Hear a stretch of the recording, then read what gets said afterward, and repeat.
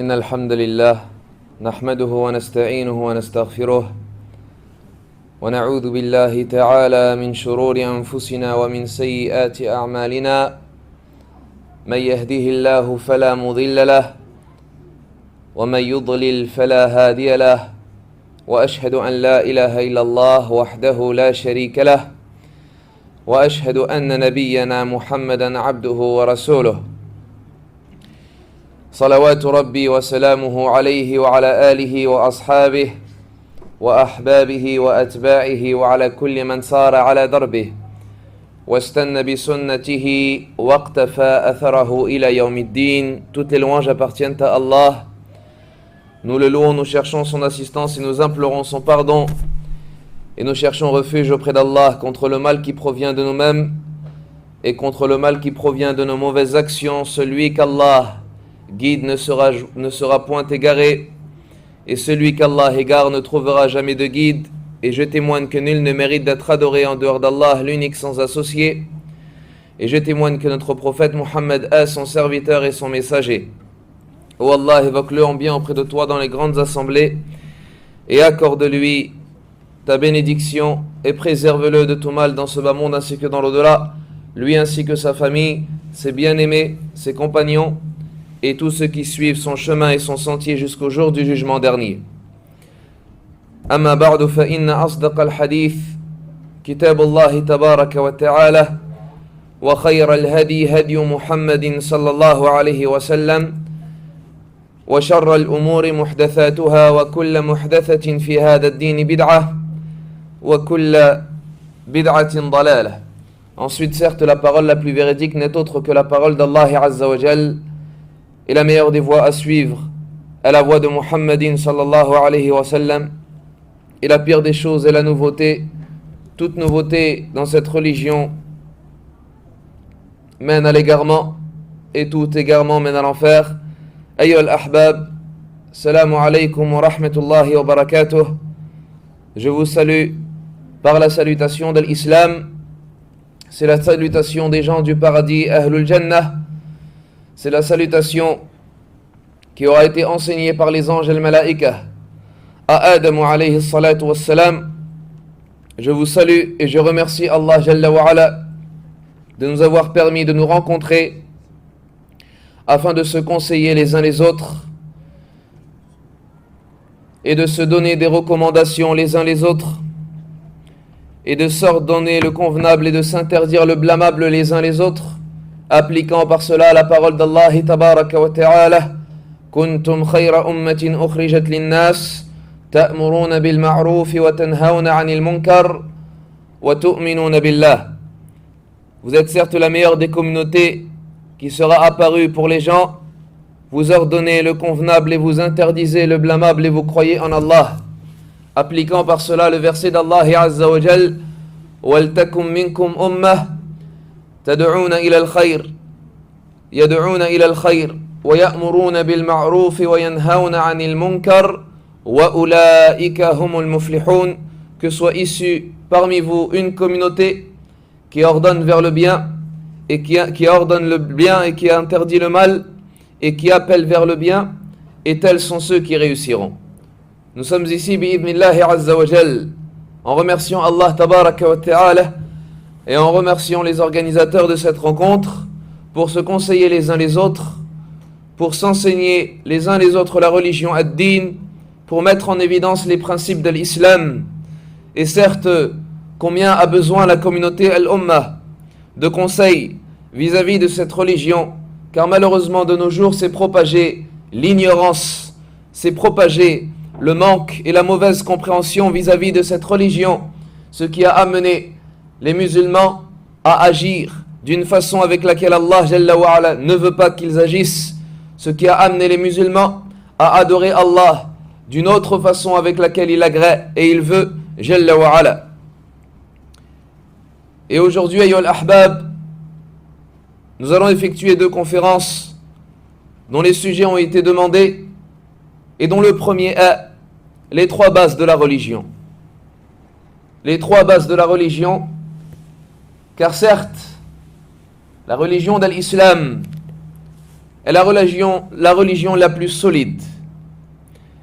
La religion qui est fondée sur les meilleures des bases, dont la construction et l'édifice est le plus imposant, le plus solide, celui qui a les meilleures des bases, afin que cette religion ne puisse pas être modifiée et ne puisse pas être transformée, mais également ne puisse pas être ébranlée et sortir du cœur du serviteur musulman. Il incombe, ya Abdallah, lorsque tu auras considéré Allah comme Seigneur et la religion de l'islam comme religion, et Muhammad alayhi salatu wassalam comme prophète et messager, que tu construises ta religion sur de bonnes bases. Cette religion ne doit pas être pratiquée aveuglément, par imitation, ou par tradition, ou par coutume, mais cette religion, ayyuhal muslim, se doit d'être basée, et se doit d'être construite, et se doit d'avoir comme base 3 choses et 3 axes.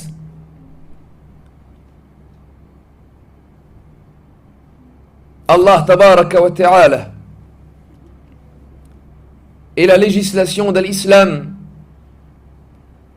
et la prophétie et le message de Muhammad alayhi salatu wassalam. Telles sont ces bases sur lesquelles est fondé l'islam. Il ne te suffit pas d'accomplir la prière as-salah. Il ne te suffit pas de venir à la mosquée. Il ne te suffit pas d'avoir comme apparence as-sunnah. Mais il incombe également que ta religion soit solide, que ta religion soit inébranlable. Car lorsque tu vas accepter Allah comme Seigneur, et lorsque tu vas considérer Muhammad alayhi salatu wassalam comme prophète et messager, et lorsque tu vas croire en Allah tabaraka wa ta'ala, Allah jalla wa ala ne te laissera pas ainsi, mais Allah t'éprouvera.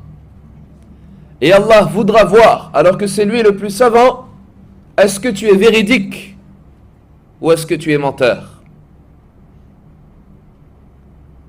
Est-ce que ta croyance est justifiée ou est-ce que tu es hypocrite?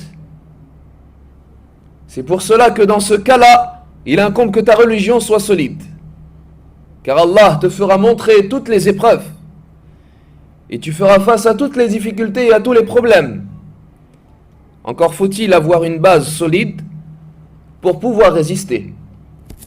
Allah Jalla wa Ala nous dit Bismillahirrahmanirrahim Alif Lam Mim Ahasiba an-nas ay yutraku ay yaqulu amanna wa hum la yuftanun.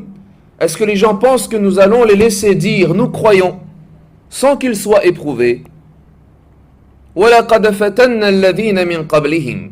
Et nous avons certes éprouvé ceux qui les ont précédés. فَلَيَعْلَمَنَّ اللَّهُ الَّذِينَ صَدَقُوا وَلَيَعْلَمَنَّ الْكَاذِبِينَ. Allah saura et distinguera ainsi parmi eux ceux qui sont véridiques de ceux qui sont menteurs.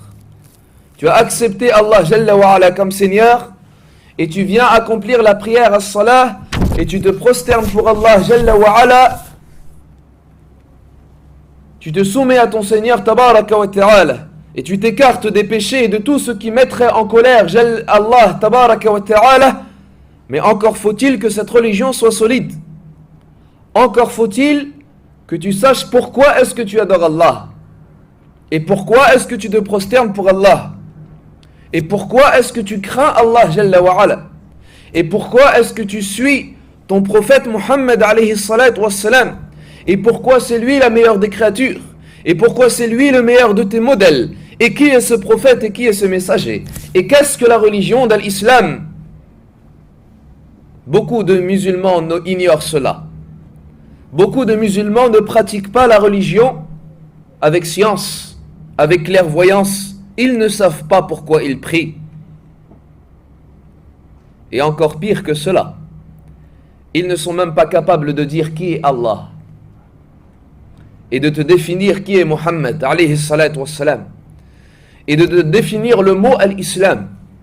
L'ignorance, une terrible maladie qui s'est propagée dans le rang des musulmans.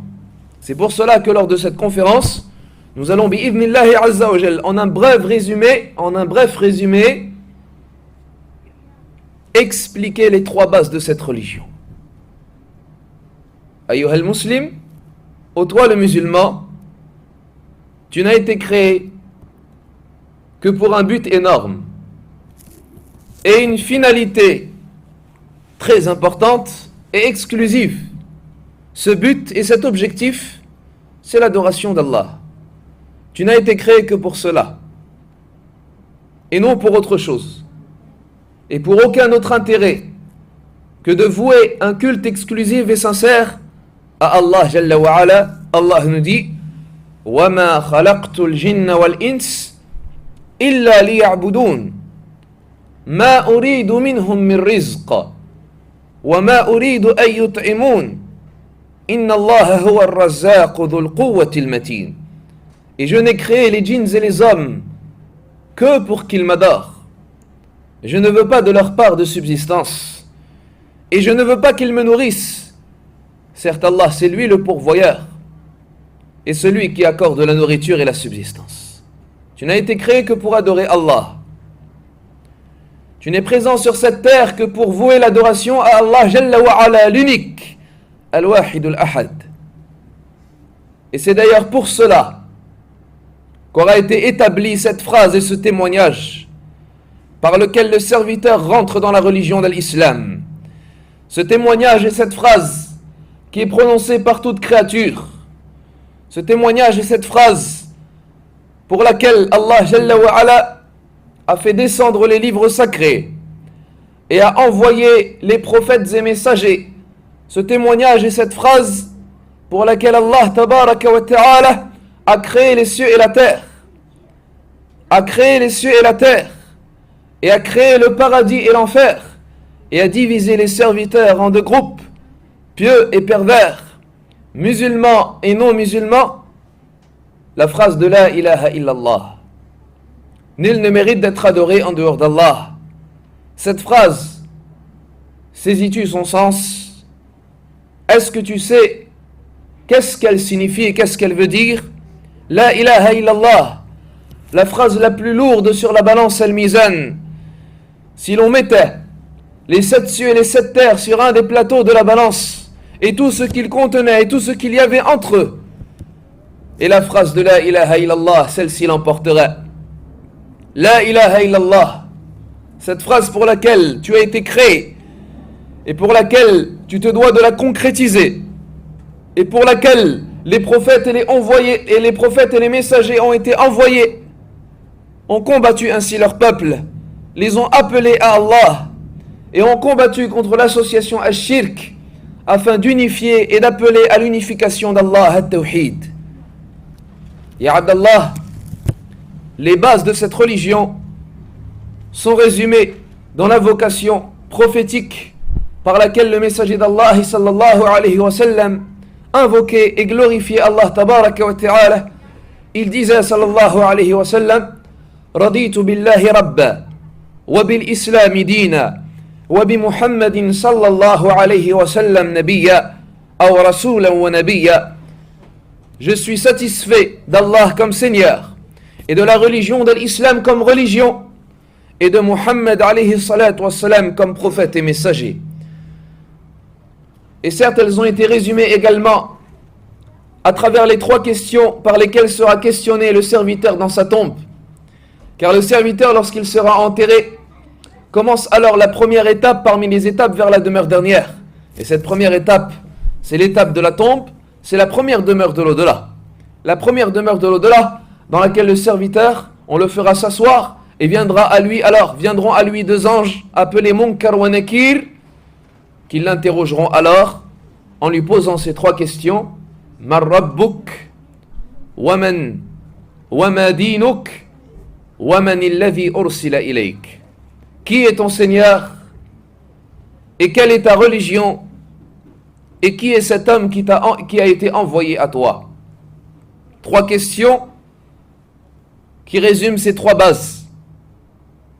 Ces 3 bases qui ne cessent de revenir dans la jurisprudence et dans la croyance et le dogme de la religion de l'islam. Allah, wal-Islam, wal-Nabi Muhammad sallallahu alayhi wa sallam. Et la première partie, la première base, ayyuha al-ahbab, c'est Allah Jalla wa Ala. Et quelle base? D'apprendre à connaître Allah Tabaraka wa Ta'ala. Qui parmi les musulmans connaît véritablement son Seigneur Jalla wa Ala? Et wallah, c'est une honte pour la communauté musulmane d'ignorer qui est véritablement son Créateur, qui est véritablement son Seigneur Jalla wa Ala. Tu pries, tu te prosternes, tu t'inclines, tu invoques, tu espères, tu places ta confiance, tu as peur, tu redoutes, tu crains, tu demandes Allah Jalla Jalaluh sans le connaître, sans connaître sa valeur, sans connaître sa puissance, sans connaître sa force, sans connaître son omniscience, sans connaître son omnipotence, sans connaître ses attributs sublimes et ses noms parfaits. Ceci n'est pas normal, ceci n'est pas logique. Il incombe aux musulmans d'apprendre à connaître Allah. Il incombe aux musulmans d'accorder la véritable valeur à Allah Jalla wa Ala. Car nous n'avons pas accordé la véritable valeur à Allah. Car si nous avions accordé cette véritable valeur à notre Seigneur, nous ne désobéirons pas à Allah. Et nous le redouterions de la véritable façon. Mais malheureusement, nous ne connaissons pas Allah. Allah Jalla wa Ala nous dit dans son livre sacré Al-Qur'an: Ya ayyuhan nas, dhuriba matharun fastami'u lah. Inna alladhina tad'una min dunillah lan yakhluqu dhubaban walaw ijtama'u lah. Wa in yaslabuhum adh-dhubabu shay'an lan yastanqidhuhu minhu. ضعف الطالب والمطلوب ما قدر الله حق قدره إن الله لقوي عزيز. Allah nous dit: ô vous les gens, Allah appelle toute l'humanité al-Bashariya et il les défie en leur disant: ô vous les gens, vous a été proposé un exemple, écoutez-le.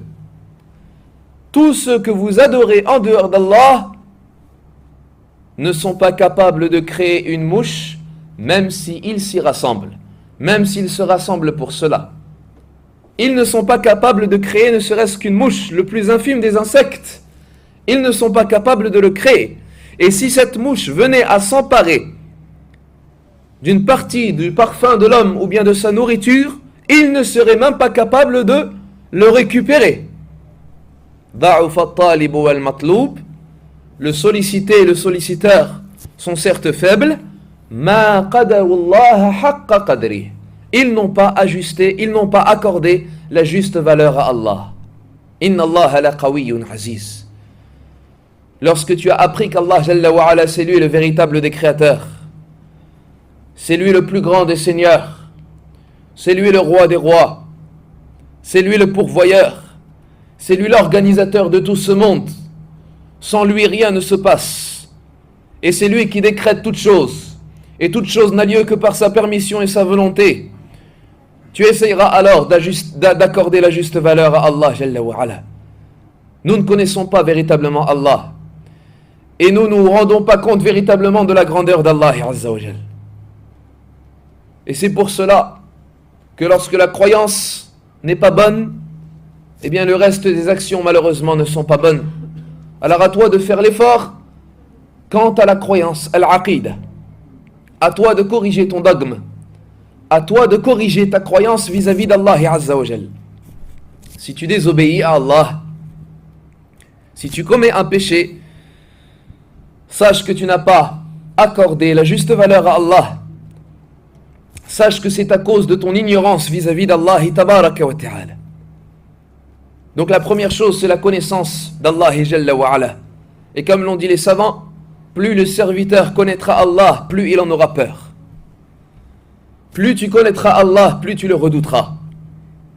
Donc si tu veux avoir peur d'Allah, et si tu veux augmenter en crainte et en piété, à toi de te concentrer dans la science vis-à-vis d'Allah Azza wa Jal. Qu'est-ce que cette science? Innahu tawhid.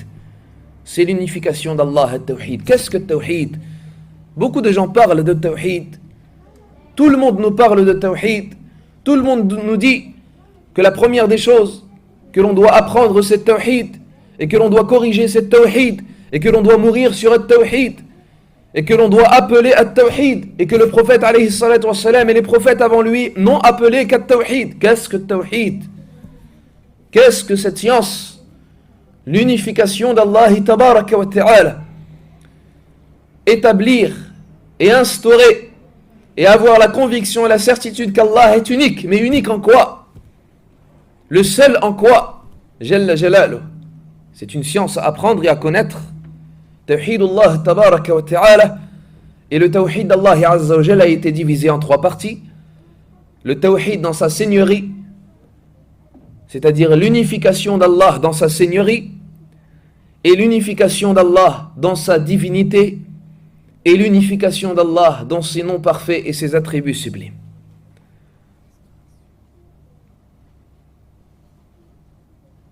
Et le musulman doit commencer par le premier, car l'apprentissage de tawhid se fait par ordre. Il incombe tout d'abord que tu unifies Allah Jalla wa Ala dans la seigneurie. Qu'est-ce que cela veut dire? Cela veut dire que tu déclares qu'Allah Jalla wa Ala est le seul Seigneur. Qu'est-ce que le Seigneur? Le Seigneur Ar-Rabb, c'est le créateur et le pourvoyeur et le roi et l'organisateur du monde. Le Seigneur Ar-Rabb, huwa al-khaliqul malikul mudabbir. C'est le créateur et le roi et l'organisateur de tout ce monde. Il incombe ainsi que tu unifies Allah tabaraka wa ta'ala dans sa création et dans son royaume et dans sa pourvoyance et dans l'organisation de son monde. Il incombe ainsi que tu déclares et que tu aies la certitude qu'Allah Jalla wa Ala est le seul créateur. Personne ne crée en dehors de lui. Nul n'a le pouvoir de créer. C'est lui seul qui a ce pouvoir. C'est lui qui t'a créé, qui a créé tous les humains, qui a créé tous les djinns, qui a créé toutes les créatures al-makhlouqat, parmi les gens de la terre al-ard, et parmi les habitants des cieux as-samawat, chaque ange et chaque djinn et chaque homme et chaque animal et chaque bête et chaque insecte et chaque plante et chaque montagne et chaque grain de terre ou de blé n'aura été créé que par Allah Jalla wa Ala. Alladhi khalaqa kulla shay. C'est lui qui a créé toutes choses. Et c'est lui qui connaît sa création parfaitement. Ala ya'lamu man khalaq. Ne connaît-il pas ce qu'il a créé? Wa huwa al-latif al-khabir. C'est lui le créateur al-khaliq. Nul ne peut discuter quant à cela. Et nul ne peut réfuter sa création, car personne n'est capable de créer en dehors de lui. Et certes, les créateurs sur lesquels on parle de nos jours sont des créateurs à partir de quelque chose de présent. L'homme n'aura créé la machine, l'avion, la voiture, le vêtement, l'habit, qu'à partir d'une chose présente. Mais Allah tabaraka wa ta'ala est le seul à créer à partir du néant. Et comme il le dit, comme nous l'avons dit dans le verset de Surat al-Hajj, tous ceux que vous adorez en dehors d'Allah Azza wa Jal ne sont pas capables de créer ne serait-ce qu'une mouche. Et il a été véridique, Jalla wa Ala. Une mouche, nous ne sommes pas capables de la créer. Même si nous nous rassemblons tous, toute l'humanité entière, scientifiques, techniciens, mécaniciens, ingénieurs, chercheurs, philosophes, politiciens, docteurs, médecins, toutes les qualités, toutes les sciences se rassembleraient chez tous les humains, ils se réuniraient et rassembleraient pour créer une seule mouche. Ils ne seraient pas capables. Ceci prouve de la grandeur d'Allah Azza wa Jal dans sa création. C'est lui le seul créateur Jalla wa Ala. Nul ne crée en dehors de lui. Ainsi, dans ce cas-là, tu l'unifies dans sa création. Tel est le tawhid. tu as la conviction et la certitude dans ton cœur qu'Allah Azza wa Jal est le seul à créer. Et pour l'unifier également dans sa seigneurie, il incombe également que tu aies la certitude qu'Allah Jalla wa Ala est le seul roi. Qu'est-ce que signifie Al-Malik? Le roi, c'est celui à qui appartient toute chose. Le roi, c'est celui qui possède. Allah Jalla wa Ala possède toute chose. Tout ce monde appartient à Allah. Lahu ma fi samawati wa ma fi al-ardi wa ma baynahuma. Lahu mulku as-samawati wal-ard. Tout ce qu'il y a dans ce monde, comme planète, comme astre, comme étoile, comme galaxie, tout cet univers, tout ce que contient cette terre, comme montagne, comme plaine, comme cieux, comme vallée, comme rivière, comme océan, tout sur quoi se lève ce soleil appartient à Allah Jalla wa Ala. Et nul ne possède autre chose que ce que possède Allah Jalla wa Ala. C'est lui le seul roi Jalla Jalaluh, c'est le roi des rois, Malikul Muluk, wa Jabbarus Samawati wal Ard. C'est lui le roi Jalla Jalaluh. Ce que tu possèdes, tu ne l'as pas véritablement, mais c'est la propriété d'Allah. Sur quoi tu te déplaces, ce n'est pas à toi véritablement, mais c'est la propriété d'Allah Jalla wa Ala. Tout ce que possèdent les rois, les gouverneurs, les présidents, les empereurs, n'est autre que la propriété d'Allah Tabaraka wa Ta'ala. Allah Jalla wa Ala, c'est lui le seul roi. Jalla Jalaluh. Allah Tabaraka wa Ta'ala, c'est le roi Al-Malik, et le souverain et le contraignant des cieux et des terres. C'est pour cela que nous l'unifions dans sa royauté. Et lorsque tu l'as unifié dans sa royauté, tu l'unifies également dans le fait que c'est lui l'organisateur de tout ce monde. Qu'est-ce que cela signifie? Cela signifie qu'Allah Jalla wa Ala est le seul à décider de ce qu'il se passe dans ce monde, comme mal ou comme bien. Tout ce qu'il se passe n'aura pu avoir lieu que par la permission d'Allah Azza wa Jal. Ne serait-ce qu'une feuille d'un arbre tombe sans qu'Allah Jalla wa Ala en soit au courant, ou même plus, sans la permission d'Allah. C'est Allah qui permet à cette feuille de tomber. C'est Allah qui permet à ce vent de tourner.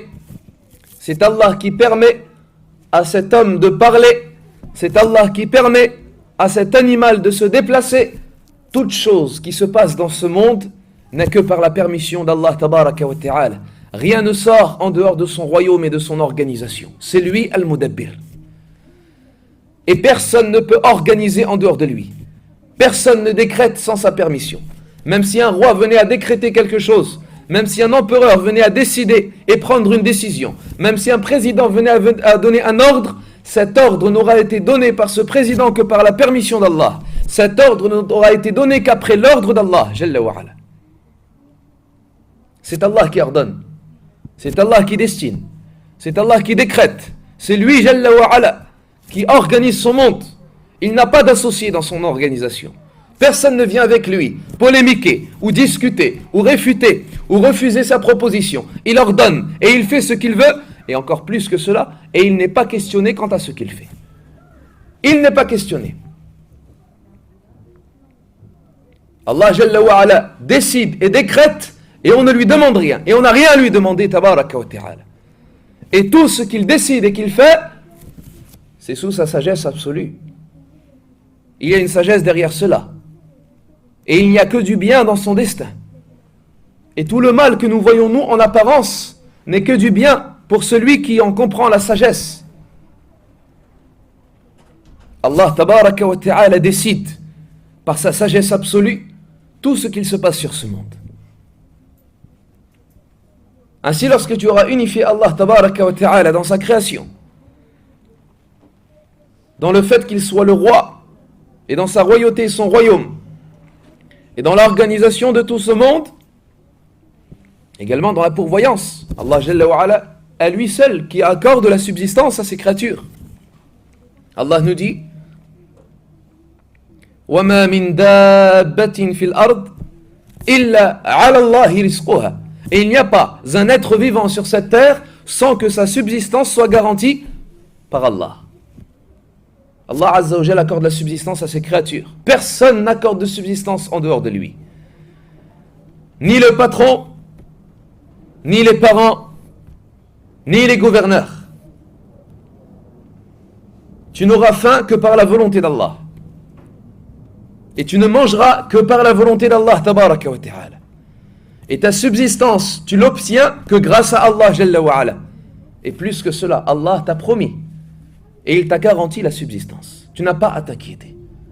فَوَرَبِّ السَّمَاءِ وَالْأَرْضِ إِنَّهُ لَحَقٌّ مِثْلَ مَا أَنَّكُمْ تَنْطِقُونَ. Il nous dit Jalla wa ala وَفِي السَّمَاءِ رِزْقُكُمْ وَمَا تُوعَدُونَ. Et dans le ciel, il y a votre subsistance et ce qu'il vous a été promis. فَوَرَبِّ السَّمَاءِ وَالْأَرْضِ إِنَّهُ لَحَقٌّ.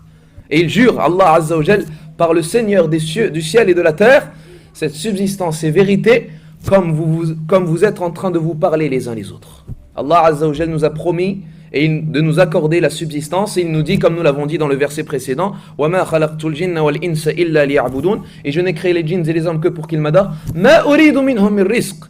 Je ne veux pas de leur part de subsistance. وَمَا أُرِيدُ أَن يُطْعِمُونَ. Et je ne veux pas qu'ils me nourrissent. إِنَّ اللَّهَ هُوَ الرَّزَّاقُ ذُو الْقُوَّةِ الْمَتِينُ. C'est Allah le pourvoyeur. Donc lorsque tu auras considéré cela, et que tu auras eu la certitude vis-à-vis de cela, tu auras concrétisé ainsi l'unicité d'Allah Azza wa Jal dans sa création, dans sa pourvoyance, dans son royaume, dans son organisation de ce monde. Ainsi tu auras déclaré qu'Allah était le créateur unique, et le pourvoyeur unique, et le roi unique, et l'organisateur de ce monde unique. Et ainsi lorsque tu rassembles toutes ces qualités, tu auras unifié Allah Jalla wa ala dans sa seigneurie, et tu auras ainsi eu la conviction qu'Allah Jalla wa ala était le seul Seigneur. Telle est la première facette de l'unification d'Allah al-Tawhid. C'est lui qui a créé les cieux, c'est lui qui a créé la terre, c'est lui qui a créé toutes choses. Allah tabaraka wa ta'ala nous dit Huwa alladhi khalaqa lakum ma fil ardi jami'a. C'est lui qui a créé pour vous sur cette terre tout ce qu'il y a sur cette terre. Et il nous dit Jalla wa ala Huwa alladhi ja'ala lakum al-arda firasha was-samaa'a binaa'a وأنزل لكم من السماء ماء فأخرج لكم من الثمرات رزقا لكم. Il nous dit Allah c'est lui qui vous a établi la terre comme lit et le ciel comme voûte, et il a fait descendre de ce ciel une eau bénie par laquelle il fait sortir tout couple de végétaux et de végétation. Dans l'interprétation de ce verset, Al-Hafid ibn Kathir rahimahullah nous dit celui qui a créé toutes ces choses est le seul qui mérite d'être adoré. Et nous en venons à la deuxième facette du Tawhid. C'est de l'unifier dans sa divinité. Et il y a un lien entre le Tawhid de la Seigneurie et le Tawhid de la divinité. Car pourquoi est-ce que tu adores Allah? Et pourquoi est-ce que tu déclares qu'Allah Jalla wa ala est le seul qui mérite d'être adoré? Et pourquoi est-ce que tu acceptes que la ilaha illallah? Car tu as unifié qu'Allah était le seul Seigneur. Car tu as la certitude désormais qu'Allah c'est le seul créateur, c'est le seul pourvoyeur, c'est le seul roi, c'est le seul organisateur de ce monde, et du fait qu'il soit le seul Seigneur, il mérite seul d'être adoré. Car c'est lui le Seigneur, c'est pour cela que tu l'adores, seul. Car c'est lui qui crée toutes les choses seul, c'est pour cela que tu l'adores. C'est pour cela qu'Al-Hafid ibn Kathir nous dit Al-Khaliqu li hadhihi al-ashya, le créateur de toutes ces choses, huwa al-mustahiqu lil-ibada. C'est lui seul qui mérite d'être adoré. C'est parce qu'il crée, c'est parce qu'il accorde la subsistance, c'est parce que tout lui appartient, c'est parce que rien ne se passe sans sa permission que tu l'adores. Et nul ne mérite d'être adoré en dehors de lui. Nul ne mérite que l'on se prosterne à lui, que l'on se prosterne, que l'on s'incline, que l'on l'invoque, que l'on lui demande, que l'on espère en lui, que l'on place sa confiance en lui. Personne ne mérite cela, excepté Allah Jalla wa ala. Car tu n'as le droit de te prosterner qu'à celui qui a le pouvoir de créer. Car tu n'as le droit de t'incliner qu'à celui auquel appartient toute chose. Telle est l'unification dans la divinité et dans l'adoration, al-ibada. Tu n'adores qu'Allah Jalla wa ala. وَمَا خَلَقْتُ الْجِنَّ وَالْإِنسَ إِلَّا لِيَعْبُدُونَ يَعْبُدُونِي لَا يُشْرِكُونَ بِي شَيْئًا. Ils m'adorent sans m'associer. وَمَا أُمِرُوا إِلَّا لِيَعْبُدُوا اللَّهَ مُخْلِصِينَ لَهُ الدِّينَ حُنَفَاءَ. Et ils n'ont été ordonnés que de n'adorer qu'Allah en lui vouant un culte sincère et exclusif. Alla lillah ad-din al-khalis. Car certes, la religion n'appartient qu'à Allah, la religion pure. فَمَنْ كَانَ يَرْجُو لِقَاءَ رَبِّهِ فَلْيَعْمَلْ عَمَلًا صَالِحًا وَلَا يُشْرِكْ بِعِبَادَةِ رَبِّهِ أَحَدًا. Celui qui espère la rencontre de son Seigneur, qu'il effectue de bonnes œuvres et qu'il n'associe en rien Allah dans son adoration. Al-ibadatu lillahi wahdah. L'adoration à Allah est unique. Jalla jalaluh. Tu n'adores qu'Allah. Et ainsi, à ce moment-là, dans ton apprentissage de l'unification d'Allah dans sa divinité, il importe et il est très important que tu apprennes quelles sont les différentes formes d'adoration. Car maintenant que tu as compris, et maintenant que tu as la certitude qu'il n'incombe de n'adorer qu'Allah, il incombe que tu saches également qu'est-ce qu'adorer. Qu'est-ce que cela signifie adorer? Et comment est-ce que tu dois adorer? Et quelles sont les différentes formes d'adoration? Elles sont de plusieurs formes. Et le serviteur est un adorateur, soit d'Allah Azza wa Jal, soit d'autre qu'Allah Tabaraka wa Ta'ala. Si tu adores Allah Jalla Jalaluh, à toi de concrétiser ce tawhid pur. Mais sache que celui qui n'adore pas Allah adore autre chose. Soit il adore le diable, le shaitan, ou soit il adore autre chose parmi les êtres humains, parmi les statues, parmi les pierres, parmi les arbres, parmi les astres, parmi les animaux.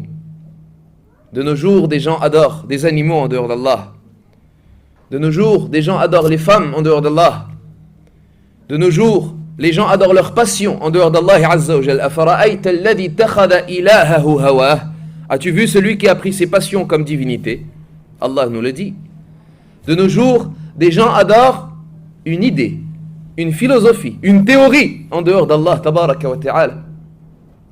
De nos jours, des gens adorent une secte ou un parti en dehors d'Allah Jalla Jalaluh. Qu'est-ce que cela signifie adorer?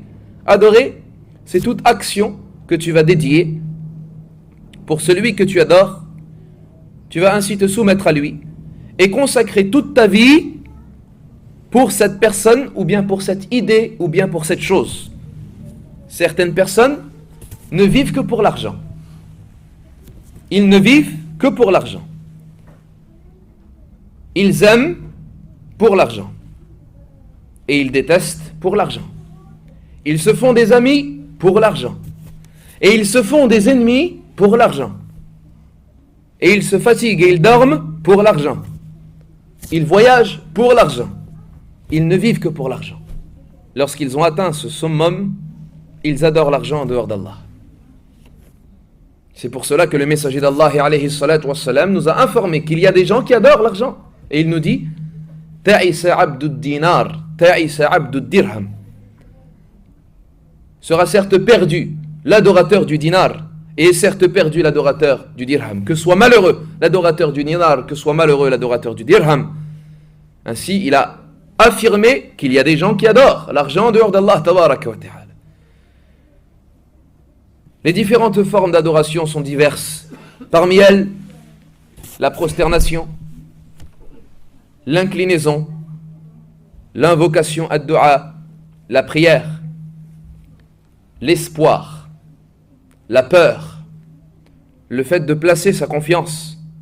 Parmi elles, le fait de demander secours, le fait de demander refuge, le fait de demander de l'aide, le fait d'égorger, sacrifier une bête, le fait de promettre et d'établir un vœu.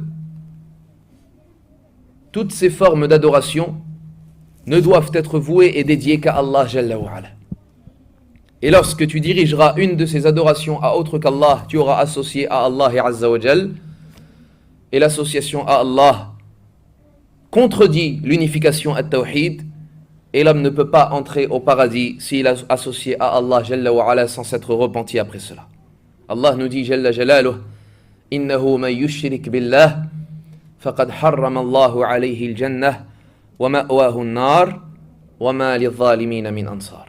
Quant à celui qui a associé à Allah Allah lui aura interdit le paradis. Et sa destination sera l'enfer, et il n'y aura certes aucun secoureur pour les injustes. Car certes, l'association est une injustice énorme.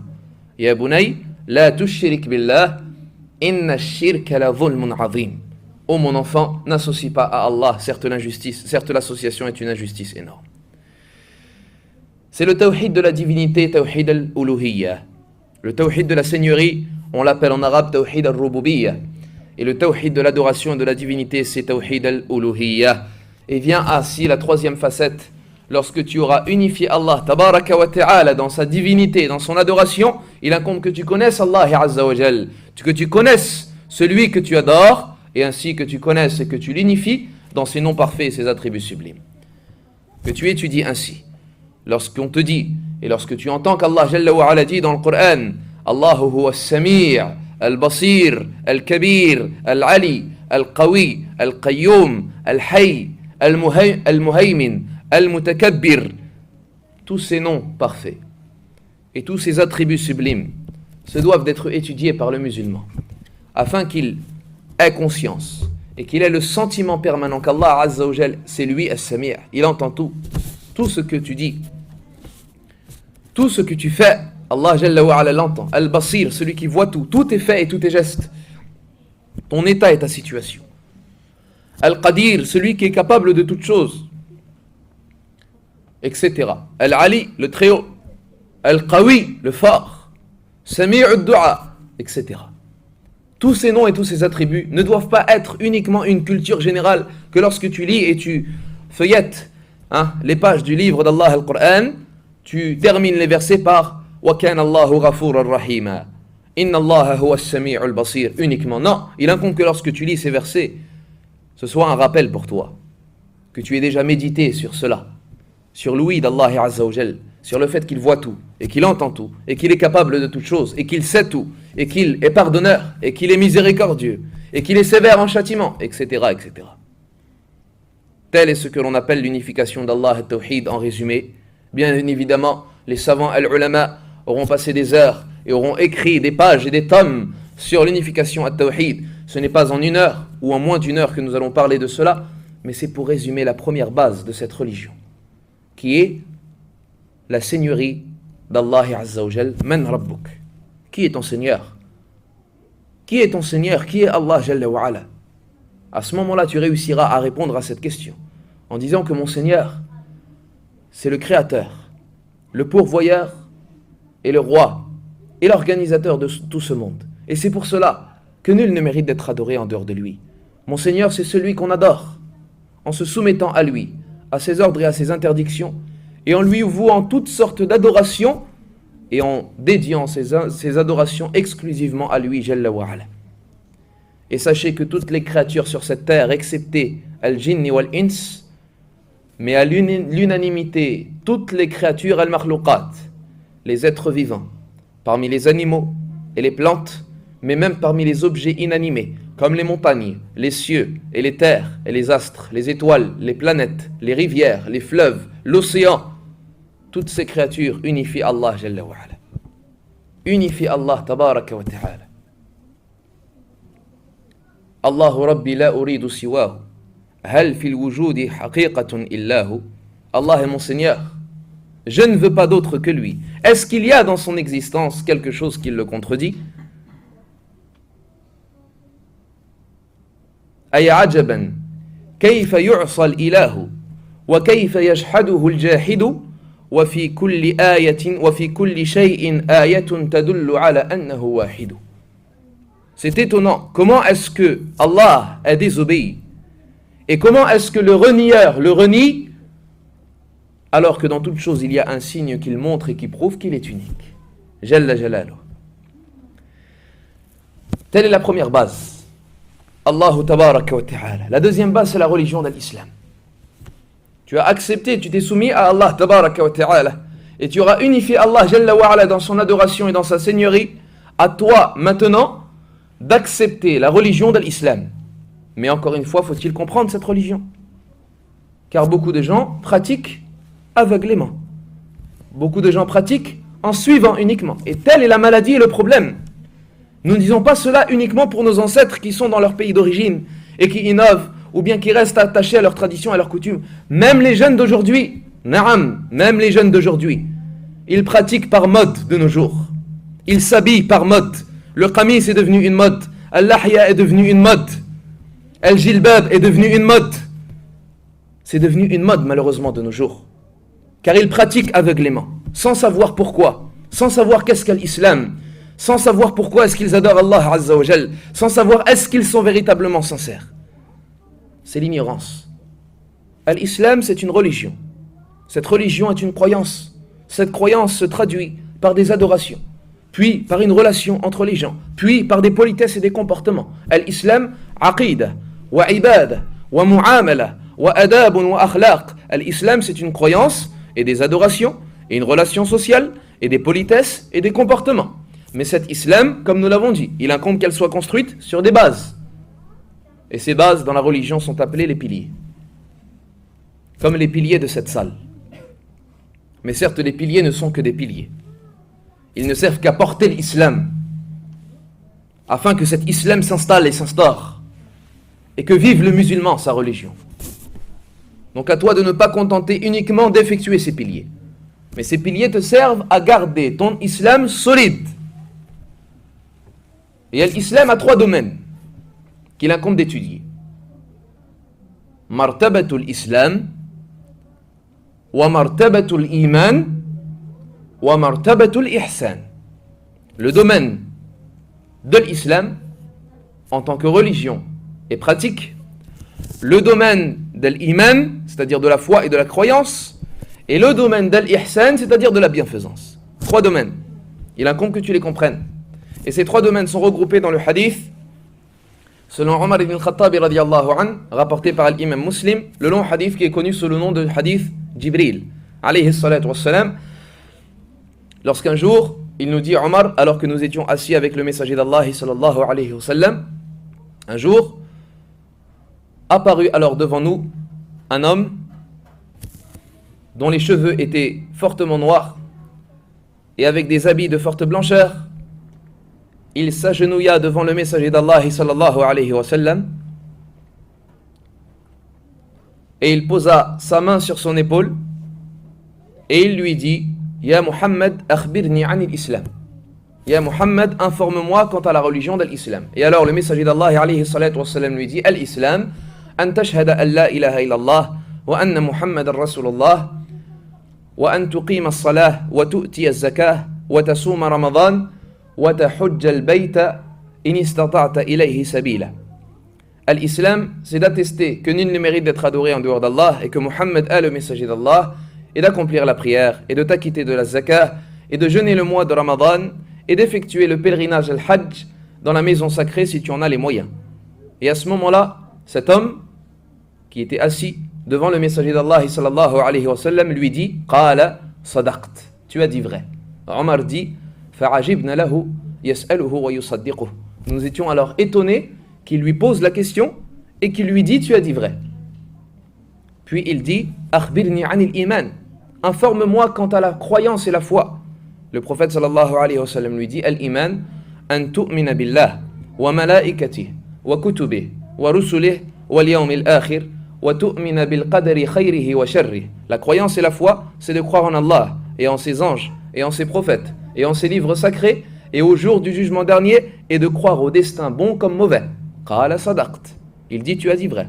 Puis il dit, Akhbirni anil ihsan, informe-moi quant à la bienfaisance. Et alors il dit, alayhi salatu wassalam, al-ihsan, an ta'budallaha ka'annaka tarah, fa in lam takun tarahu fa innahu yarak. Al-ihsan, la bienfaisance, c'est d'adorer Allah comme si tu le voyais. Et certes, si tu ne le vois pas, lui, il te voit. Puis il lui dit, Akhbirni anis sa'ah, informe-moi quant à l'heure de la résurrection. Il répondit, alayhi salatu wassalam, mal mas'oulu anha bi'a'lam min as-sa'il. Ni le questionné quant à cette heure n'est au courant de cette heure comme celui qui vient de poser la question, c'est-à-dire ni l'un des deux ne connaît cette heure, c'est-à-dire ni toi ni moi. Puis il dit, Akhbirni an amaratiha, informe-moi quant aux signes de cette heure. Puis il lui énuméra quelques signes de la fin du monde jusqu'à la fin de ses propos et jusqu'à ce que cet homme parte. Et à ce moment-là, le messager d'Allah alayhi salatu wassalam interrogea Omar radiyallahu anhu lui disant: Ya Omar, atadari man is-sa'il? Sais-tu qui est-ce qui vient de poser ces questions? Et alors il lui dit: Allahu wa rasuluhu a'lam, Allah et son messager sont plus savants. Et il lui dit alayhi salatu wassalam: fa innahu Jibril atakum liyu'allimakum dinakum. Cet homme, c'était Jibril, il est venu pour vous enseigner la religion. Donc c'est comme cela qu'étaient les compagnons as-sahaba. Ils se réunissaient autour du prophète sallallahu alayhi wa sallam. Malgré le fait qu'ils aient l'arabe, malgré le fait qu'ils soient en compagnie de Rasulillah alayhi salatu wa sallam, ils fréquentaient et ils se rassemblaient et ils se réunissaient dans la mosquée du prophète alayhi salatu wa sallam afin d'apprendre les préceptes de l'islam, afin d'entendre de la voix du messager d'Allah alayhi salatu wa sallam. Et à ce moment-là, Allah Jalla wa Ala a voulu faire venir Jibril alayhi salatu wa sallam. Et Jibril alayhi salatu wa sallam est un ange, et l'ange ne peut pas être visible dans ce monde ad-dunya par un être humain ou un djinn. C'est pour cela que lorsque Jibril est apparu au prophète alayhi salatu wa sallam lors de l'wahi, lors de la révélation, le prophète sallallahu alayhi wa sallam s'est évanoui, car il n'a pas supporté le voir de sa véritable apparence. Donc tous ceux qui prétendent avoir vu un ange, leur parole est fausse. Et nous ne pourrons voir les anges que lorsque nous rencontrerons Allah tabaraka wa ta'ala, lorsqu'il nous dit: laqad kunta fi ghaflatin min hadha, tu étais certes dans une insouciance quant à tout cela, fakashafna anka ghita'ak, nous enlevons ton voile aujourd'hui, fabasaruka al-yawma hadid, ta vue est aujourd'hui perçante. À ce moment-là, tu verras les anges et l'ange de la mort. Mais avant cela, tu ne peux pas voir les anges. C'est pour cela que Allah Azza wa Jal envoya Jibril sous la forme et sous l'apparence d'un homme. Et il a été dit qu'il prenait souvent, Jibril alayhi salatu wa sallam, l'apparence d'un compagnon du nom de Ad-Dahiyatul Kalbi, qui était un compagnon de très belle apparence. C'était un homme ainsi, dans ce hadith, d'apparence, de vêtements de forte blancheur, avec des cheveux très noirs, et il s'agenouilla auprès du prophète alayhi salatu wa sallam, et il lui posa les questions sur l'islam et sur l'iman et sur l'ihsan. Donc à nous d'étudier ces questions, ou plus exactement d'étudier les réponses qu'a donné le prophète alayhi salatu wa sallam. Qu'est-ce qu'il dit concernant la religion de l'islam? Al-islam an tashhada an la ilaha illallah wa anna Muhammadan Rasulallah wa tuqima as-salah wa tu'ti az-zakah wa tasuma Ramadan wa tahujja al-bayt in istata'ta ilayhi sabila. Comme vous le savez et comme tout le monde le connaît, je pense, dans cette salle, ce sont les 5 piliers de l'islam. Les 5 piliers de l'islam, nous le répétons, comme il l'a dit alayhi salatu wa sallam dans un autre hadith: Buni al-islamu ala khams. L'islam a été fondé sur 5 piliers. Donc l'islam, c'est comme un immeuble, c'est comme une mosquée, c'est comme une villa que l'on va fonder sur 5 piliers. Il incombe que tu considères ces piliers comme des piliers, non pas comme autre chose. Ce n'est pas le contenu de l'islam, ce sont des piliers sur lesquels cet islam sera fondé et construite, et qu'elle tiendra et qu'elle sera solide. Sans ces piliers, il s'ébranle. Le témoignage que nul ne mérite d'être adoré en dehors d'Allah et que Muhammad alayhi salatu wassalam est le messager d'Allah, il incombe ainsi, comme nous l'avions dit dans Tawhid, d'unifier Allah Jalla wa Ala dans son adoration et sa divinité, et d'unifier Muhammad alayhi salatu wassalam dans la prophétie et le message. Qu'est-ce que cela signifie? Cela signifie qu'il n'y a qu'Allah qu'il mérite d'être adoré. Et ici, entre parenthèses, la ilaha illallah ne signifie pas il n'y a de Dieu que Dieu, ou il n'y a de Dieu qu'Allah. Pourquoi cela? Car il incombe de préciser dans cette phrase et dans le sens de cette phrase que nul ne mérite d'être adoré en dehors d'Allah. Pourquoi cela? Car si tu ne dis qu'il n'y a de Dieu qu'Allah, eh bien si tu acceptes cette phrase comme cette signification-là, comme ayant cette signification, tu peux te permettre d'adorer une statue sans dire que cette statue est un Dieu, sans dire que cette statue est une divinité. Mais tu l'adores, et tu lui obéis, ou bien tu lui demandes refuge, sans pour autant déclarer que c'est un Dieu. C'est pour cela que la ilaha illallah signifie nul ne mérite d'être adoré, quelle que soit la chose. Même une idée, elle ne doit pas être adorée en dehors d'Allah Azza wa Jal. Et c'est pour cela que le peuple du prophète alayhi salatu wassalam Quraysh refusa la ilaha illallah.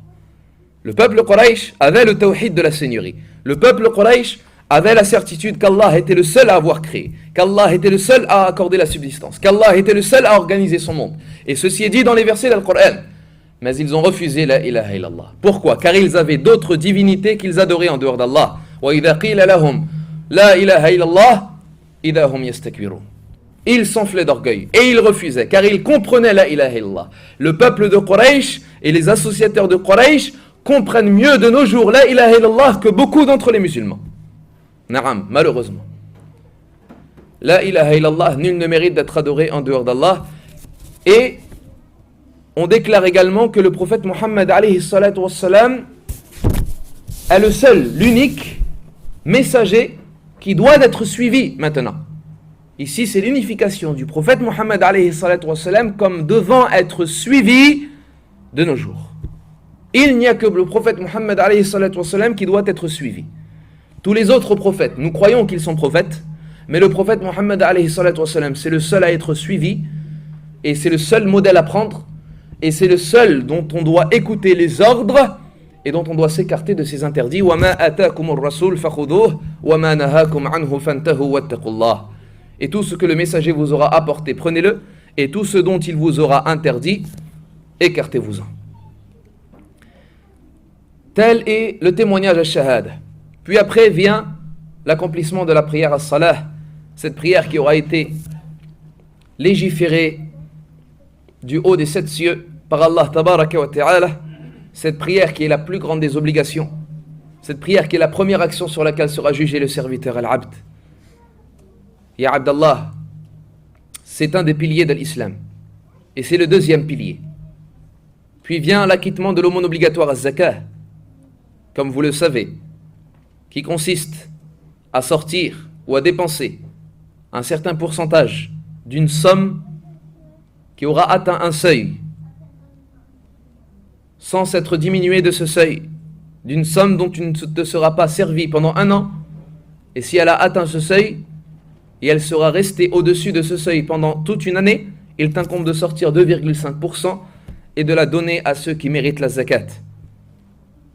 Le quatrième pilier, le jeûne du mois de Ramadan, comme tout le monde le connaît, qui consiste à se priver de nourriture et de boissons et de rapport avec sa femme à partir du deuxième adhan de la prière d'Al-Fajr jusqu'au coucher du soleil.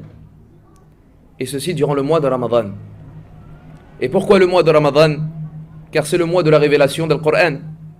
Et nous jeûnons ce mois en reconnaissance à Allah Azza wa Jal pour nous avoir révélé ce livre d'Allah. Et le cinquième pilier parmi les piliers de l'islam, c'est l'accomplissement du pèlerinage al-Hajj. Pour celui qui en a les moyens de partir une fois dans sa vie à la Mecque et d'effectuer les rites du pèlerinage pour Allah Jalla wa Ala. Tels sont les 5 piliers sur lesquels est basé l'islam. Donc cela ne te suffit pas, mais ce n'est qu'une introduction. Ta prière, ta zakat, ton jeûne obligatoire, ton hajj, ta croyance, c'est une introduction et une base sur laquelle tu effectueras et tu accompliras tes actions dans la religion de l'islam. Donc à partir de ce moment-là, lorsque tu auras établi solidement ces piliers, tu pourras vivre en tant que musulman. Et vivre en tant que musulman, vivre dans ta récitation del Coran, dans tes invocations, dans le fait que tu vas ordonner le convenable et interdire le blâmable, dans ton conseil, dans l'apprentissage de ta science religieuse, dans l'accomplissement de tes prières surérogatoires, dans ta prière nocturne, dans tes aumônes, dans le bien que tu vas faire répandre dans la communauté al-Ummah. Telle est la religion de l'islam. Le deuxième domaine de l'islam, c'est la foi al-iman. La foi al-iman, nous en parle le messager d'Allah alayhi salatu wassalam, et il nous énumère les 6 piliers de la foi, qui sont connus et qui sont au nombre de 6. Et Allah Azza wa Jalla nous en parlait également de cela dans Surat An-Nisa. Le premier pilier, c'est la croyance en Allah, et on en a déjà parlé au début de la conférence. Puis vient le deuxième pilier, la croyance en ses anges. Tu ne croiras véritablement en Allah que si tu as cru en ses anges. Et les anges sont des créatures qui appartiennent au monde invisible, qu'Allah a créé à partir de lumière. Et nous sommes des serviteurs et des croyants qui croyons au monde invisible. Telle est la première caractéristique qu'Allah aura évoquée dans son livre sacré Al-Qur'an des pieux al-Muttaqin. Il nous dit ذَلِكَ الْكِتَابُ لَا رَيْبَ فِيهِ هُدًى لِلْمُتَّقِينَ. Voilà le livre au sujet duquel il n'y a aucun doute. C'est un guide pour les pieux. alladhina yu'minuna bil ghayb, ceux qui croient au monde invisible.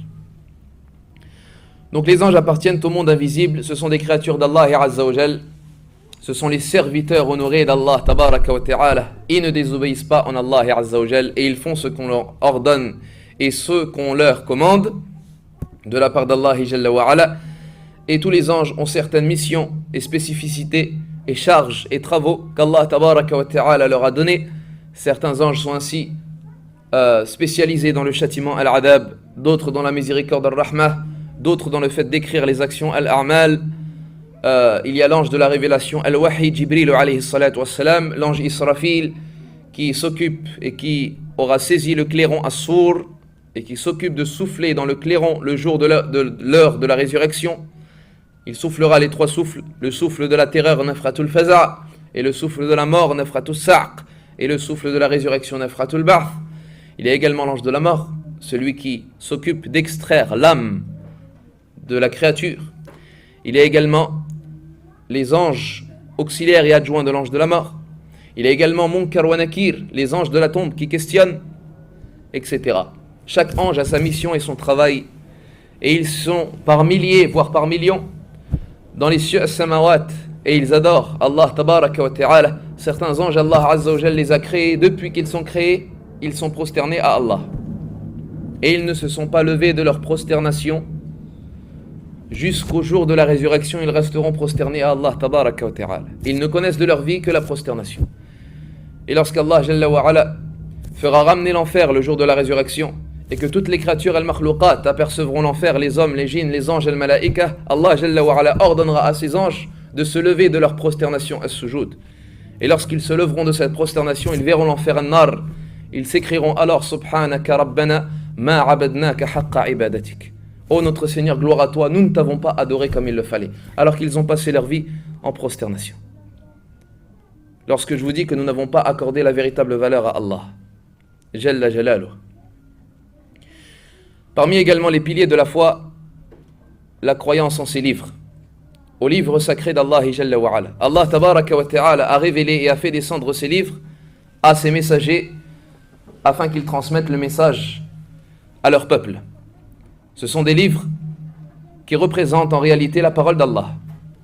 Tous les livres qu'Allah a révélés à ses messagers, les feuilles de Ibrahim, les psaumes, ou bien ce que l'on appelle az-Zabour de Daoud alayhi salam, la Torah de Moussa, l'évangile de Isa, Al-Qur'an de Muhammad alayhi salatu wassalam, représentent tous la parole d'Allah Jalla wa Ala. C'est la parole d'Allah Tabaraka wa Ta'ala et tous sont authentiques au moment où Allah Tabaraka wa Ta'ala les a révélés. Et celui qui s'est chargé de la révélation n'est autre que Jibril alayhi salatu wassalam, qui a été l'intermédiaire entre Allah et ses messagers. Maintenant, Allah Jalla wa Ala a voulu par sa sagesse absolue que les livres précédents furent falsifiés et transformés par les serviteurs al-ibad. C'est pour cela que de nos jours n'est valable que le Coran. Et l'évangile et la Torah et tous les autres livres célestes ne sont plus valables et ne doivent plus être appliqués. C'est pour cela que le Coran prédomine sur ces livres. Et nous disons, même si nous venions à trouver un évangile ou une Torah exacte, comme elle a été révélée par Allah Tabaraka wa Ta'ala, nous disons, le Coran prédomine sur lui. Et nous ne devons suivre aujourd'hui que le Coran. Allah nous dit, wa muhayminan alayh, en parlant du livre d'Al-Qur'an. Et il est prédominant sur les autres. C'est lui qui doit être suivi, car Allah Azza wa Jalla l'a fait révéler pour parachever sa religion. Pour parachever sa religion. Et ce Coran ne sera jamais transformé ni falsifié, car Allah lui-même, Jalla Jalaluh, s'est chargé de le préserver. Inna nahnu nazzalna dhikr wa inna lahu lahafidhun. Nous avons certes révélé et fait descendre le rappel, et le rappel ici c'est le Coran et la Sunna, et nous nous sommes chargés de le préserver. Allah Azza wa Jal s'est chargé de le préserver. Comment veux-tu qu'il soit déformé? Un message ainsi à ceux qui déclarent et qui pensent et qui accusent la Sunna d'être qu'une Sunna qui peut être déformée, et on ne peut pas faire confiance au hadith du messager d'Allah alayhi salatu wassalam. Ici Allah nous dit Inna nazalna adh-dhikr. Nous avons fait descendre le rappel, et les savants et les interprètes du Coran disent que le rappel ici c'est le Coran et la Sunna. wa inna lahu lahafidun. Allah s'est chargé également de préserver la sunna. Parmi également les piliers de la foi, le quatrième pilier, c'est de croire en ses prophètes et ses messagers. Et nous le rappelons, comme nous le rappelons à de maintes reprises, le musulman se doit de croire à tous les prophètes et tous les messagers. Comme il se doit de croire à tous les livres sacrés qu'Allah a révélés, il se doit également de croire et déclarer véridique tout prophète et tout messager envoyé par Allah. Tous les prophètes qui sont évoqués dans le Coran, et ceux même à propos desquels nous n'avons pas eu d'informations, on doit les déclarer véridiques et déclarer leurs prophéties véridiques, telles Sulaiman, wa Daoud, wa Ayyub, wa Yunus, wa Yusuf, wa Yaqub, wa Idris, wa Dhal-Kifl, et tous les autres prophètes, Moussa, Isa, Ibrahim, Ismaïl, etc., tous ont été prophètes. Et celui qui ose déclarer menteur un seul de ces prophètes, il aura en réalité déclaré menteur tous les autres prophètes auprès d'Allah Azza wa Jal.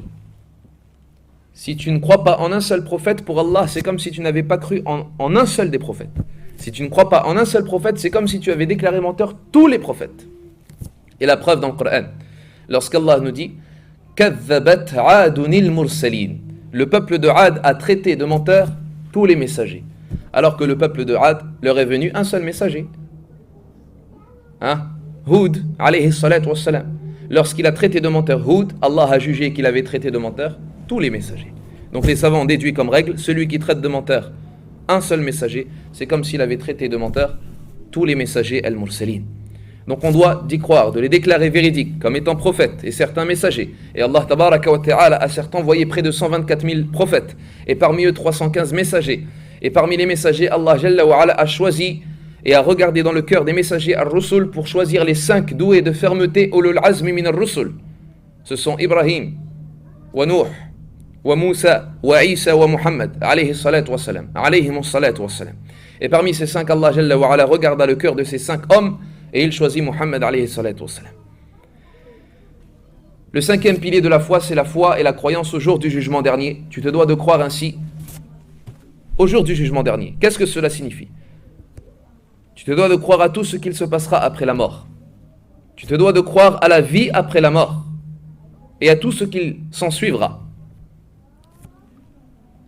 L'étape dans la tombe, les questions de la tombe, les délices, mais également les châtiments de la tombe, la résurrection, le jugement, le rassemblement, la balance, le pont as-sirat et le paradis ou l'enfer éternellement. Tu te dois de croire à toutes ces étapes. Et le jour dernier a été appelé ainsi, comme l'ont dit les savants, car il n'y a plus de jour après celui-ci. C'est le dernier jour. Après vient l'éternité. Allah tabaraka wa ta'ala fera apparaître devant les gens du paradis et les gens de l'enfer la mort sous l'apparence d'un bélier de forte blancheur.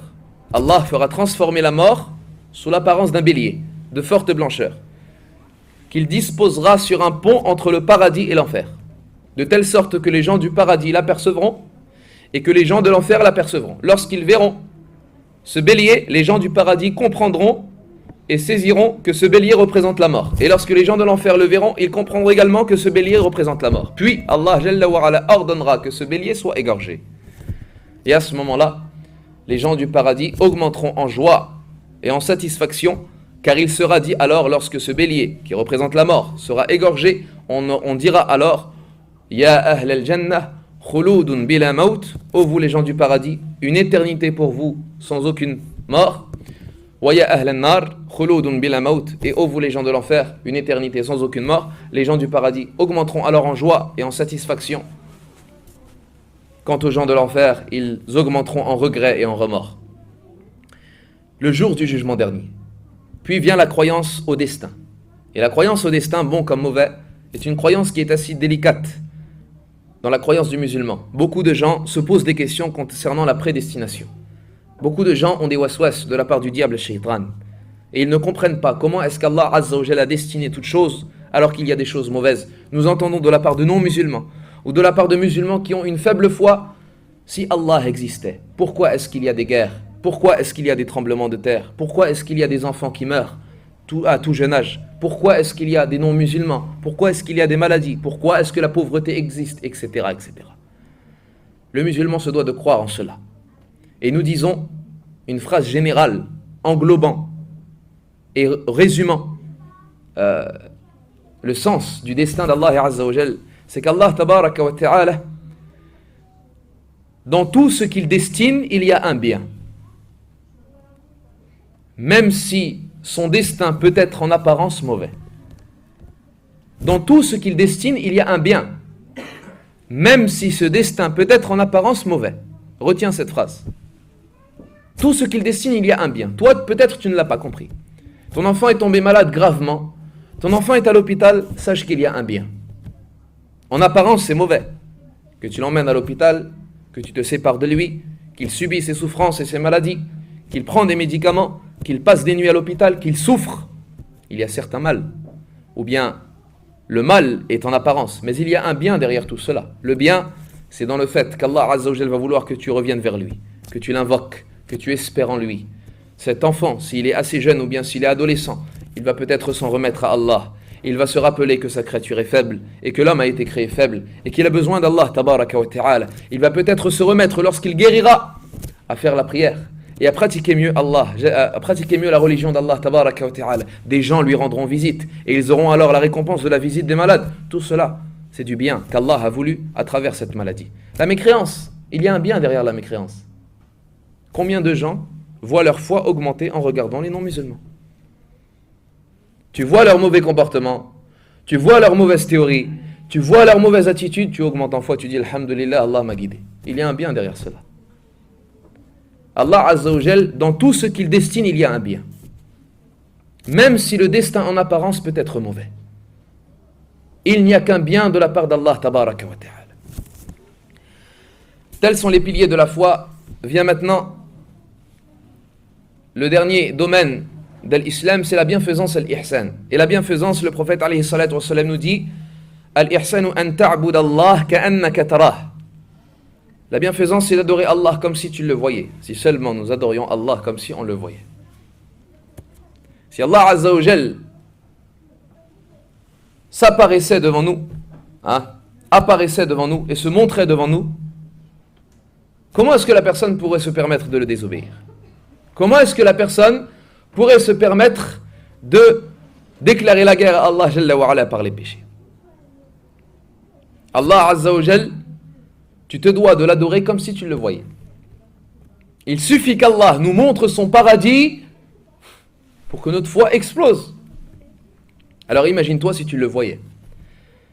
Puis il dit alayhi salatu wa salam fa illam takun tarah, mais si toi tu ne le vois pas, lui certes il te voit. Et tel est le comportement que doit avoir le musulman, c'est d'adorer Allah en ayant le sentiment permanent qu'Allah l'observe. En ayant le sentiment permanent qu'Allah l'observe.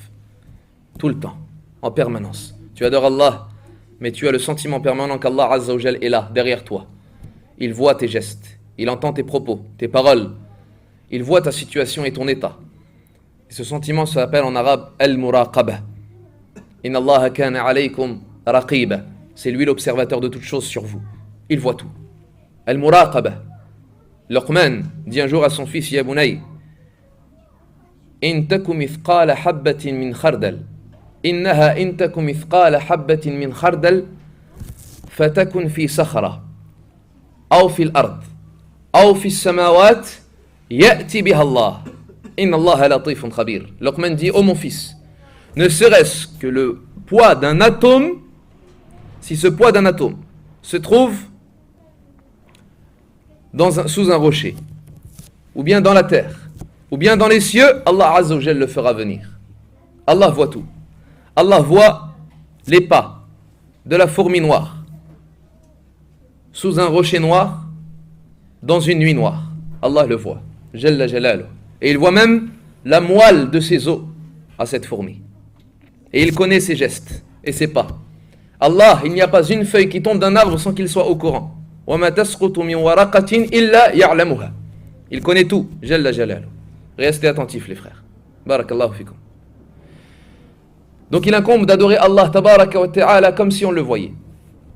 Et lorsque la personne atteindra ce niveau, c'est le plus haut degré de la croyance, c'est la bienfaisance, al-ihsan. Wallahu yuhibbul muhsinin. Allah aime les bienfaisants. Inna Allah ma'al ladhina taqaw wal ladhina hum muhsinun. Wa ma'a alladhina hum muhsinun. Allah est avec ceux qui le craignent et ceux qui lui sont bienfaisants, qui adorent Allah en secret, comme ils l'adorent en apparent. Malheureusement, de nos jours, beaucoup de gens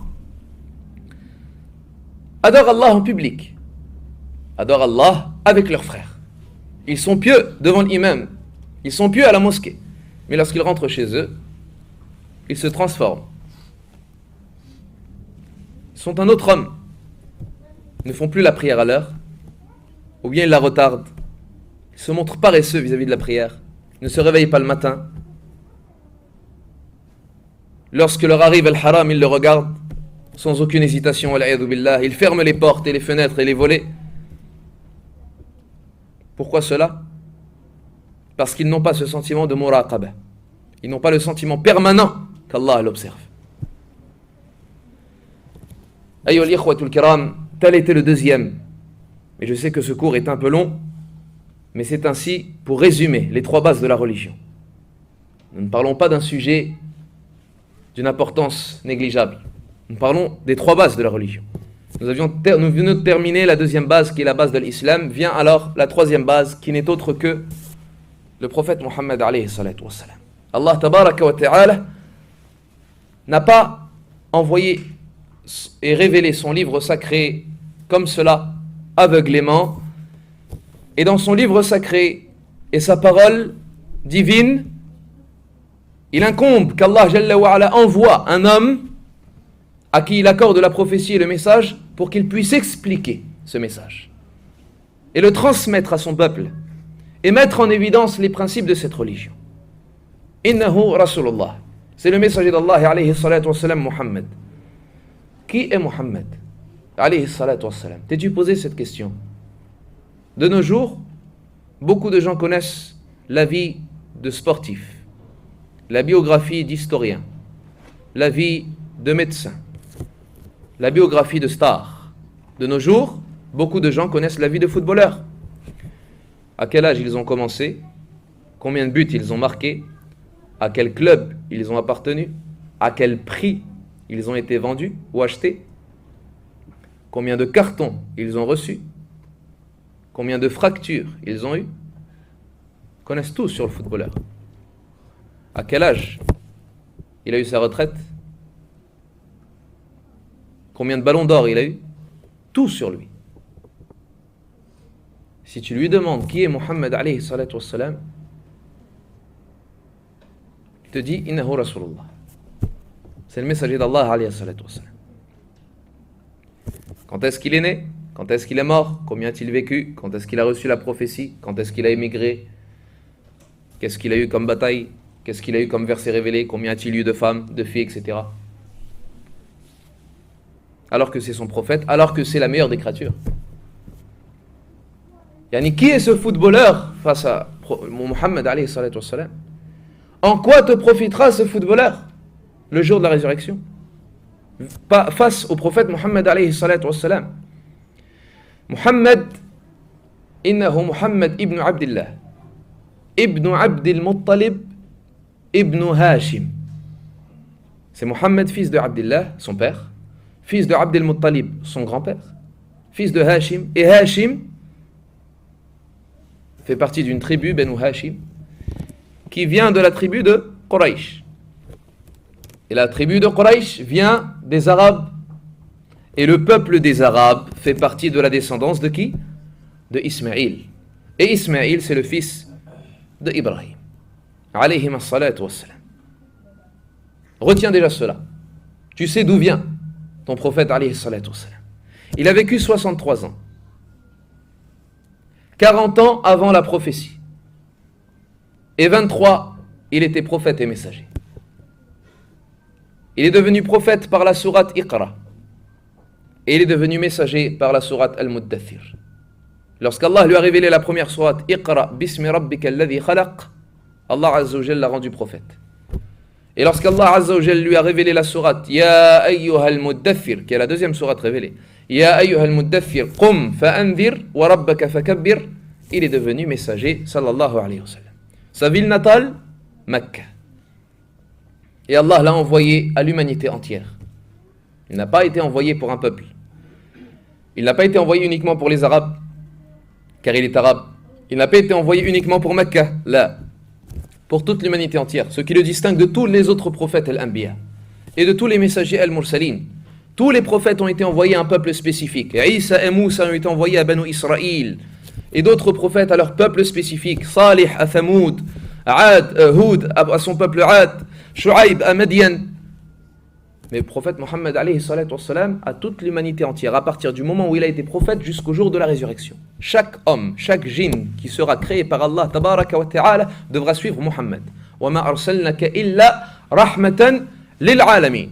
Et nous t'avons envoyé qu'en tant que miséricorde au monde entier, à l'univers, al-alamin.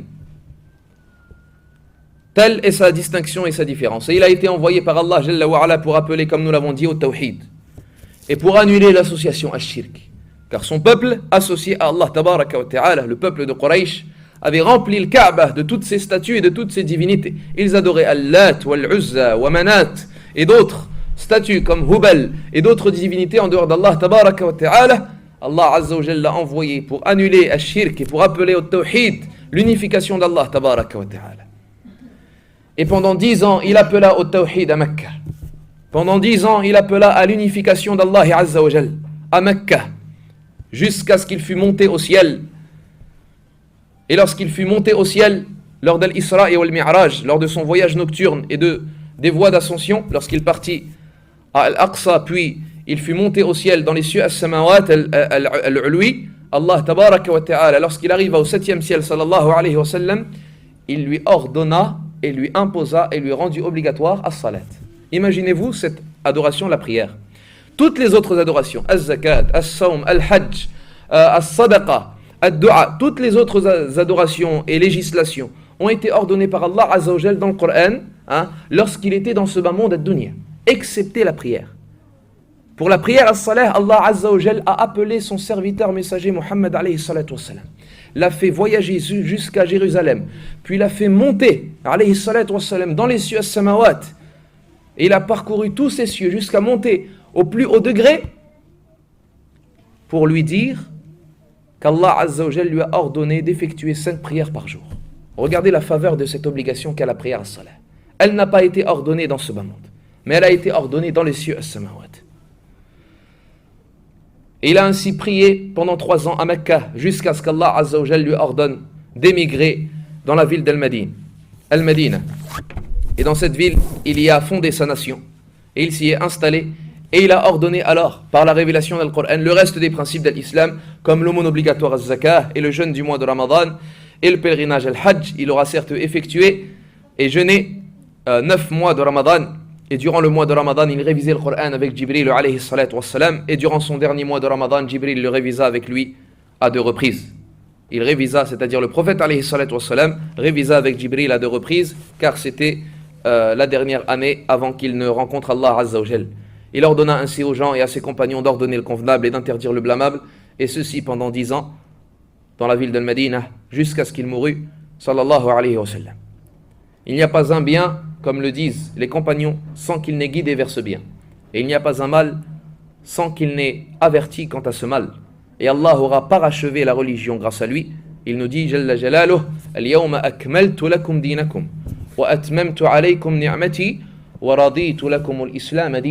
Le jour où j'ai parachevé pour vous votre religion et j'ai comblé pour vous ma grâce et mon bienfait et je vous ai agréé pour vous la religion de l'islam. Par le messager d'Allah alayhi salatu wassalam, il envoyait ainsi à toute l'humanité entière. Il incombe ainsi de connaître votre prophète, d'apprendre la vie du messager d'Allah alayhi salatu wassalam. Les compagnons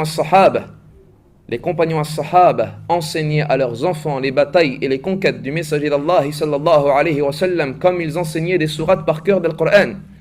Ils connaissaient par cœur la vie de leur prophète, car c'est leur héros et leur modèle et leur exemple et leur imam et leur messager sallallahu alayhi wa sallam. لَقَدْ كَانَ لَكُمْ فِي رَسُولِ اللَّهِ أُسْوَةٌ حَسَنَةٌ لِمَنْ كَانَ يَرْجُو اللَّهَ وَالْيَوْمَ الْآخِرَ وَذَكَرَ اللَّهَ كَثِيرًا. Il y a certes dans le messager d'Allah un excellent modèle pour celui qui espère en Allah et au jour du jugement dernier et qui invoque Allah fréquemment. L'excellent modèle, c'est lui alayhi salatu wassalam. Il a la meilleure des créatures, il a le meilleur des comportements. وَإِنَّكَ لَعَلَى خُلُقٍ عَظِيمٍ. Tu as certes le meilleur des comportements. Allah Azza wa Jalla l'a comblé de bienfaits, l'a vanté dans son comportement, l'a vanté dans sa vue et dans son cœur, et dans sa science et dans ses propos, il nous dit وَمَا يَنْتِقُ عَنِ الْهَوَى إِنْ هُوَ إِلَّا وَحْيٌ يُوحَى. Il ne prononce rien sous l'effet de la passion. Et ce n'est qu'une révélation qui lui est inspirée. مَا ضَلَّ صَاحِبُكُمْ وَمَا غَوَى. Son compagnon, votre compagnon ne s'est pas égaré et il n'a pas dévié. مَا كَذَبَ الْفُؤَادُ مَا رَأَى. Et son cœur n'a pas dévié quant à ce qu'il a vu. مَا زَاغَ الْبَصَرُ وَمَا طَغَى. Et sa vue n'a pas dévié quant à tout ce qu'il a admiré et il a vu, c'est-à-dire dans ses degrés du ciel à sama. Et il nous dit également, Jalla wa ala, alam nashrah laka sadrak. Ne t'avons-nous pas ouvert ta poitrine?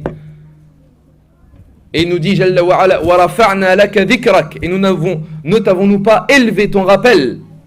Certes, son rappel a été élevé. Il n'y a pas un minaret, il n'y a pas une mosquée, il n'y a pas une salle de prière dans laquelle nous n'entendons pas le nom de Muhammad alayhi salatu wassalam. Dans toute contrée, dans toute région, dans tout quartier, que ce soit un pays musulman ou non musulman, Allah Azza wa Jal a voulu que son nom soit associé au nom d'Allah. Ashhadu an la ilaha illallah wa anna Muhammadan Rasulallah. Wa rafa'na laka dhikrak. Et Allah Azza wa Jal n'a juré sur la vie d'un homme dans son livre sacré Al-Qur'an que sur la vie du prophète alayhi salatu wassalam en disant La amruk innahum la fi sakratihim ya'mahun. Par ta vie, ya Muhammad, ils sont certes plongés dans une ivresse en parlant du peuple de l'autre alayhi salatu wassalam. Et certes Allah Jalla wa ala a refusé de s'adresser au prophète alayhi salatu wassalam et de l'appeler par son nom. Tous les prophètes al-Anbiya dans son livre sacré, Allah les appelle et leur dit Ya Ibrahim, Ya Isa, Ya Moussa, Inni ana Allah, Ya Isa, inni mutawaffika wa rafi'uka ilay. Ya Ibrahim, a'rid an hada, Ya Yusuf, Ya Nuh. Sauf le messager d'Allah sallallahu alayhi wa sallam. Allah refuse et il dit Ya ayyuhan nabi, ô toi le prophète, Ya ayyuhal rasoul, ô toi le messager, Ya ayyuhal muddathir, Ya ayyuhal muzammil. Jamais il dira dans son livre sacré Al-Qur'an, il n'y a pas un seul verset dans lequel tu trouveras Ya Muhammad. Impossible. Allah refuse Jalla wa ala de le nommer par son nom, de par sa valeur auprès d'Allah Azza wa Jal. Donc à nous de nous concentrer sur l'apprentissage de la vie de notre prophète alayhi salatu wassalam, de la meilleure des créatures, plus noble que les hommes, plus noble que tout le djinn, plus noble que tous les anges al-malaïka, même plus noble que Jibril alayhi salatu wassalam. À nous d'apprendre sa vie et de le prendre comme modèle du début à la fin dans sa sunnah et d'apprendre sa vie avec sagesse et avec intelligence et de ne pas prendre ses hadiths à la légère ou dans leur sens apparent, mais de comprendre ces hadiths dans leur contexte dans lequel il vivait, car certes le prophète alayhi salatu wassalam a vécu deux époques, une époque mécoise et une époque médinoise. Durant l'époque mécoise, l'islam était faible, et durant l'époque médinoise, l'islam était fort. Il incombe ainsi de s'adapter à la période à laquelle a vécu le prophète alayhi salatu wassalam avec notre période. Nous rappelons, ayyuhal ikhwatul kiram, que nous vivons un islam faible, et qu'il incombe ainsi de s'adapter à la période à laquelle il vivait alayhi salatu wassalam, afin de patienter quant aux souffrances et quant aux nuisances, et d'appeler à l'unicité, at-tawhid, à Allah Jalla wa ala. أسأل الله تبارك وتعالى بأسمائه الحسنى وصفاته العلى أن يجعلنا من الذين يستمعون القول فيتبعون أحسنه أولئك الذين هداهم الله وأولئك هم أولو الألباب. Je demande à Allah تبارك وتعالى qu'il fasse que l'on soit parmi ceux qui écoutent la bonne parole et qui retiennent ce qu'elle contient de meilleur. Ceux-là sont ceux qu'Allah a guidés et ce sont eux les doués d'intelligence. Et je lui demande Jalla wa ala, par ses noms parfaits et ses attributs sublimes, qu'il évoque en bien auprès de lui dans les grandes assemblées et qu'il préserve de tout mal dans ce bas monde ainsi que dans l'au-delà, et qu'il accorde sa bénédiction à son noble messager ainsi qu'à sa famille, ses compagnons, ses bien-aimés et tous ceux qui suivent son chemin et son sentier jusqu'au jour du jugement dernier. Et je rappelle par la même occasion que toute parole véridique de cette conférence ne peut provenir que d'Allah seul, et que toute erreur ou omission ou oubli ne peut provenir que de moi ou du diable shaitan. Et à notre prochaine conférence, bi'idhnillah azza wa jalla, après une pause, concernant la prière as-salah, sous l'intitulé as-salatu as-salah, la prière, telle la recommandation du prophète sallallahu alayhi wa sallam, wa akhiru da'wana alhamdulillahi rabbil alamin.